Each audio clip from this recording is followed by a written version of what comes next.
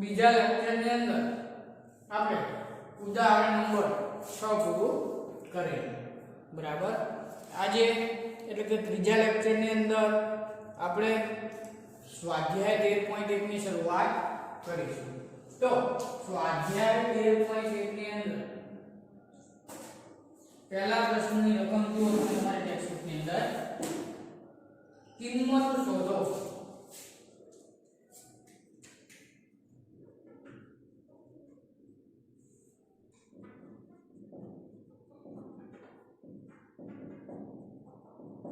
चलो जे के रकम આપી છે 4 ઈ હું અહીંયા લખી નાખું.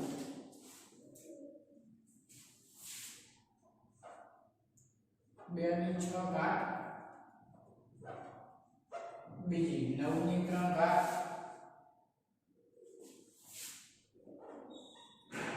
11 ની 2 ઘાત, 5 ની 4.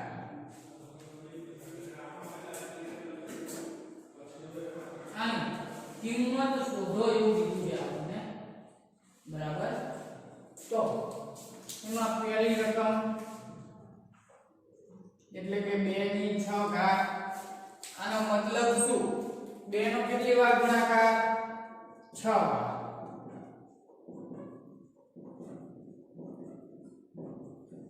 ચાલ 2 દુ 4, 4 દુ 8, 8 દુ 16, 16 દુ 32 અને 32 દુ 64. તો 2 ની 6 ઘાત એટલે એની કિંમત કેટલી થશે? 64 બરાબર. જો બીજી રકમ 9 ની કેટલી ઘાત કીધી છે? 3 ઘાત. આનો મતલબ 9 નો કેટલી વાર ગુણાકાર? 3 વાર. 9 9 81, 81 ગુણ્યા 9 8 9 ને 82 એટલે કે 729 9 નો ઘાત બરાબર. જોઈએ આગળ ત્રીજી રકમ 11 ની કેટલી ઘાત કીધી છે? 2 ઘાત. એનો મતલબ 11 નો કેટલી વાર ગુણાકાર? 2 વાર. 11 ગુણ્યા 11 કરો તમને જવાબ મળશે 121. 11 નો વર્ગ બરાબર. અને પ્રશ્ન નંબર 1 ની અંદર છેલ્લી રકમ 5 ની 4 ઘાત. એનો મતલબ 5 નો કેટલી વાર ગુણાકાર? 4 વાર. પાયો પાયો 25, 25 પંચા 125 ગુણ્યા 5 625 થશે. કેટલો? 625. તો પ્રશ્ન નંબર 1 કિંમત શોધો. ખ્યાલ આવે કે નહીં દરેક જણને? હવે બરાબર. આગળ જોઈએ પ્રશ્ન નંબર 2.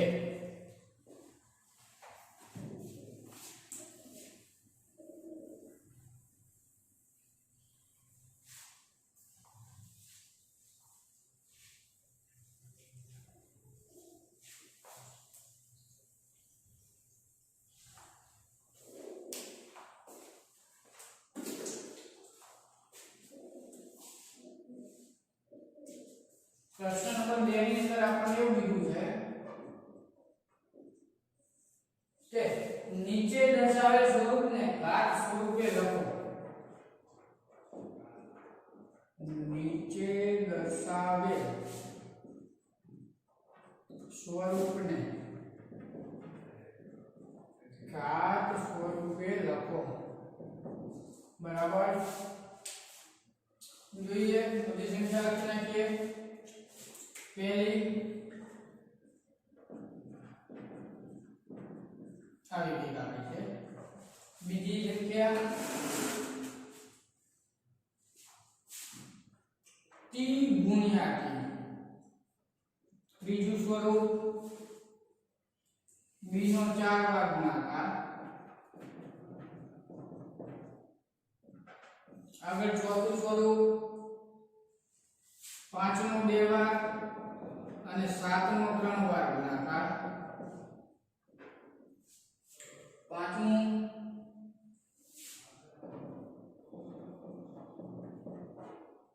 અને છેલ્લું એટલે કે છઠ્ઠું સ્વરૂપ a નો 3 વાર c નો 4 વાર અને d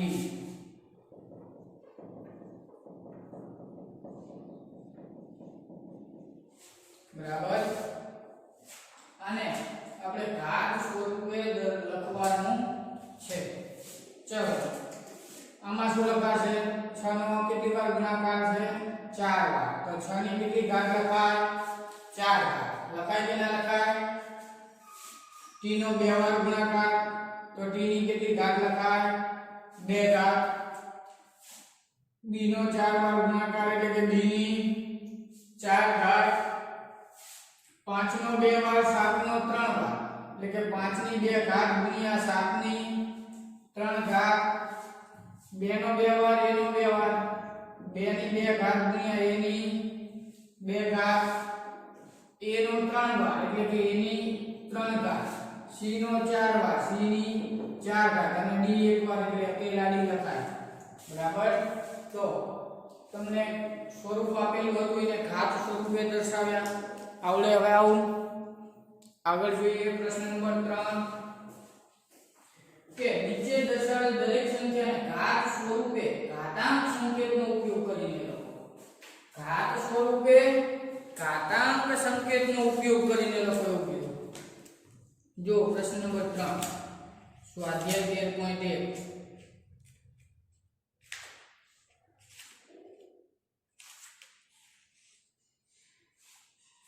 નીચે દર્શાવેલ દરેક સંખ્યાને, ચલો પહેલા તો બોર્ડ પર આપણે રકમ લખી નાખીએ.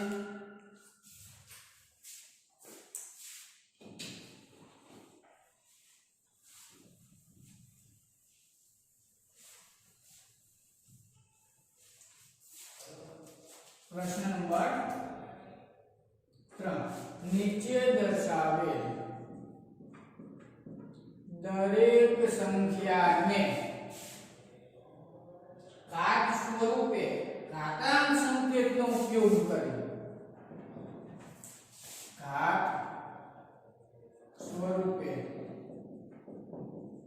ઘાતાંક સંકેતનો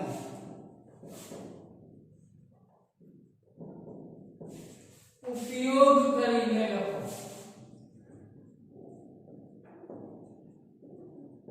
બરાબર. એની અંદર આપણે ચાર સંખ્યા આપી છે. પહેલી 512, બીજી સંખ્યા 343, ત્રીજી સંખ્યા 729 અને ચોથી સંખ્યા 3125 એટલે કે 3125. તો આને તમારે ઘાત સ્વરૂપે લખવું હોય તો એને તો પહેલા તમારે અવિભાજ્ય અવયવો પાડવા જોઈએ. બરાબર. પછી એને તમે ગુણાકાર સ્વરૂપે લખી શકો અને પછી ઘાત સ્વરૂપે આપણે એને દર્શાવી શકીએ. એટલે કે પહેલી સંખ્યા છે 512. તો આના અવિભાજ્ય અવયવો આપણે પાડવા જોઈએ. 2 ની ચાવી લાગશે કેમ કે એકમનો અંક 2 છે. 512 ને તમે 2 વડે ભાગો. 2 દુ 4, 2 પંચા 10 અને 2 એટલે કે 256 ગુણ્યા 2 કરો તો 512 થાય. હજી 256 માં 2 ની ચાવી લાગશે 128. 128 હજી 2 ની ચાવી લાગશે 64 દુ 128 થશે. હજી 2 ની ચાવી 32 દુ 64, 2 ની ચાવી 16 દુ 32, 2 અઠ્ઠા 16, 2 ચાર 8, 2 દુ 4 અને 2 એકા 2. જો 2 નો કેટલી વાર ગુણાકાર થયો? 3 4 5 6 7 8 અને 9. બરાબર. તો 512 બરાબર 2 નો 9 વાર ગુણાકાર. બરાબર. તો આને તમારે ઘાત સ્વરૂપે લખવું હોય, સંખ્યાને ઘાત સ્વરૂપે ઘાતાંક સંકેતનો ઉપયોગ કરે એટલે કે 2 ની કેટલી ઘાત લખાય? 9 ઘાત. ખ્યાલ આવે દરેક જણને? આવડે કે નહીં? આ રીતે જે સંખ્યા આપી છે તમને એના પહેલા તો અવિભાજ્ય અવયવ પાડી દો. અવિભાજ્ય અવયવ પાડતા આપણે આગળ ઉદાહરણમાં જોયું હતું અને અહીંયા 512 ના અવિભાજ્ય અવયવ પણ આપણે પાડ્યા છે. પછી એને ગુણાકાર સ્વરૂપે લખો અને જે કંઈ તમે એની ઘાત થતી હોય 2 3 4 5 ની જે કંઈ થતી હોય એને ઘાત સ્વરૂપે દર્શાવી દો. ખ્યાલ આવે દરેક જણને? બરાબર. તો આગળ દાખલા નંબર 2 3 અને 4 એટલે કે 343 729 અને 3125 આ ત્રણ તમારે જાતે હોમવર્કમાં ગણવાના છે. બરાબર. 343 729 અને 3125 એક દાખલો મેં તમને અહીંયા ગણાવ્યો છે. આગળ જોઈએ પ્રશ્ન નંબર 4.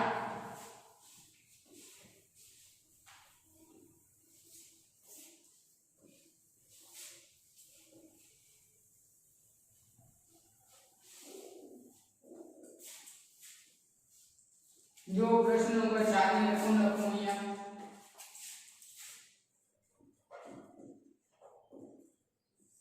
प्रश्न नंबर 4 નીચેના દરેકમાંથી શક્ય હોય ત્યાં મોટી સંખ્યા શોધી કાઢો.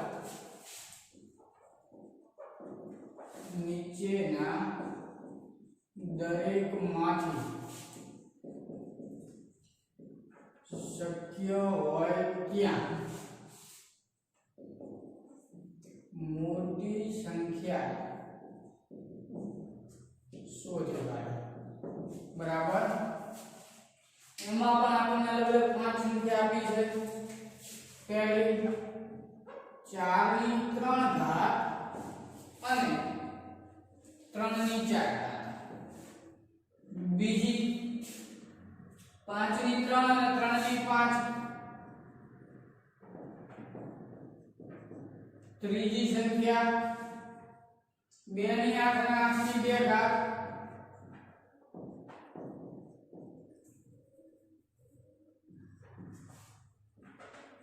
ચોથી સંખ્યા 100 ની 2 અને 2 ની 100.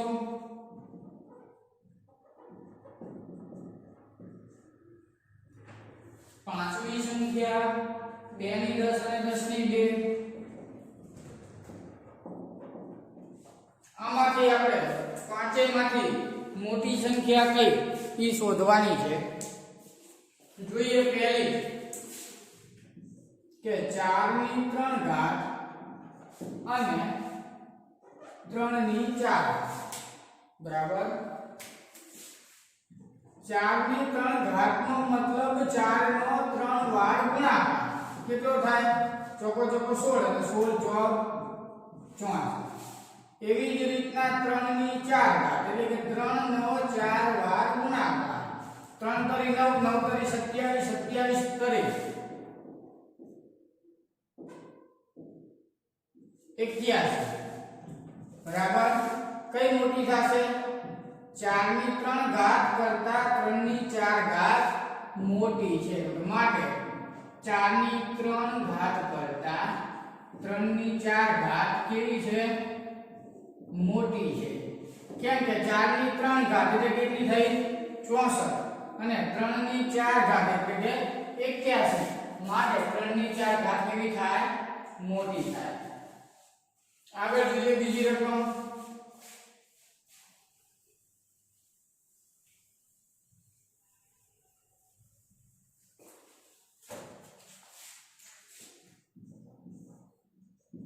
પાંચ ની 3 અને 3 ની 5. 5 ની 3 ઘાત નો મતલબ 5 નો 3 વાર ગુણાકાર. 5 5 25 25 125. 3 ની 5 ઘાત. 3 તરી 9 9 તરી 27 27 તરી 81 ગુણ્યા 3 3 8 તરી 24 243. જો કઈ મોટી થાય?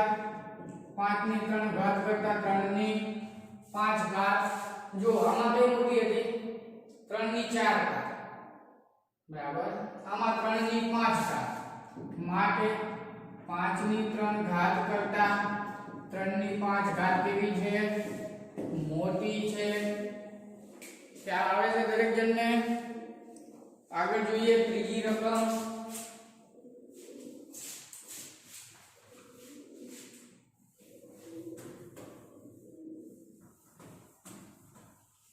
જો આમાં 3 ની 4 ઘાત મોટી હતી, 3 ની 5 ઘાત, જુઓ ત્રીજી રકમ 2 ની 8 ઘાત અને 8 ની 2 ઘાત. 2 ની 8 ઘાત એટલે 2 નો 8 વખત ગુણાકાર, 4 5 6 7 અને 8. 2 દુ 4, 4 દુ 8, 8 દુ 16, 16 ગુણ્યા 16, 16 નો વર્ગ 256 થશે. 16 2 દુ 4, 4 દુ 8, 8 દુ 16, 16 દુ 32, 32 દુ 64, 64 દુ 128, 256. તેવી જ રીતના 8 ની 2 ઘાત, 88 64.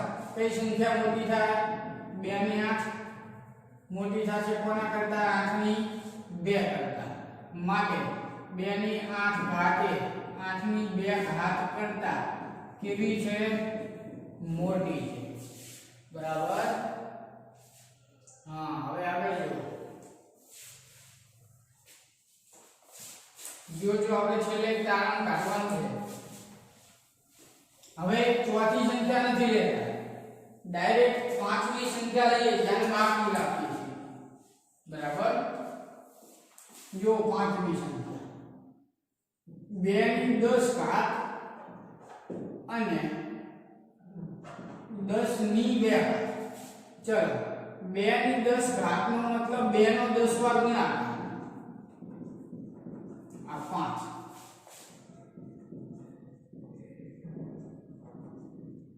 બરાબર. 2 દુ 4 દુ 8, 8 દુ 16, 16 દુ 32, 32 ગુણ્યા 32, 0 3 દુ 6, 3 તરી 9, 2 દુ 4, 3 દુ 6, 4 6 12 10 24.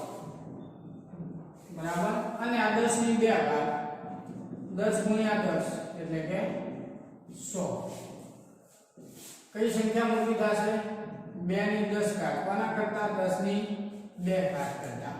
માટે 2 ની 10 ઘાત એ 10 ની 2 ઘાત કરતા મોટી છે. જો 2 ની 10 ઘાત આ મોટી. હવે મોટી સંખ્યા છે આપણે ટીક કરેલી છે. હવે જોઈએ આપણે ચોથી સંખ્યા 2 ની 100 ઘાત અને 100 ની 2. કઈ મોટી? હવે આમાં કે 2 નો 100 વાર ગુણાકાર કરવા થોડો બેસે. બરાબર. જો મોટી ઘાતવાળી જે સંખ્યા હતી ઈ જ મોટી હતી છે બધામાં. તો કઈ મોટી થાય? તો કે 2 ની 100 ઘાત છે 100 ની 2 ઘાત કરતા મોટી થાય. મોટી ઘાતવાળી સંખ્યા મોટી થાય એ 2 ની 100 ઘાતે 100 ની 2 ઘાત કરતા કેવી છે? મોટી છે. ખ્યાલ આવે છે દરેક જણને? બરાબર. પ્રશ્ન નંબર 5 આગળ જે કઈ છે એ આપણે આવતા એટલે કે નવા લેક્ચરની અંદર અભ્યાસ કરીશું.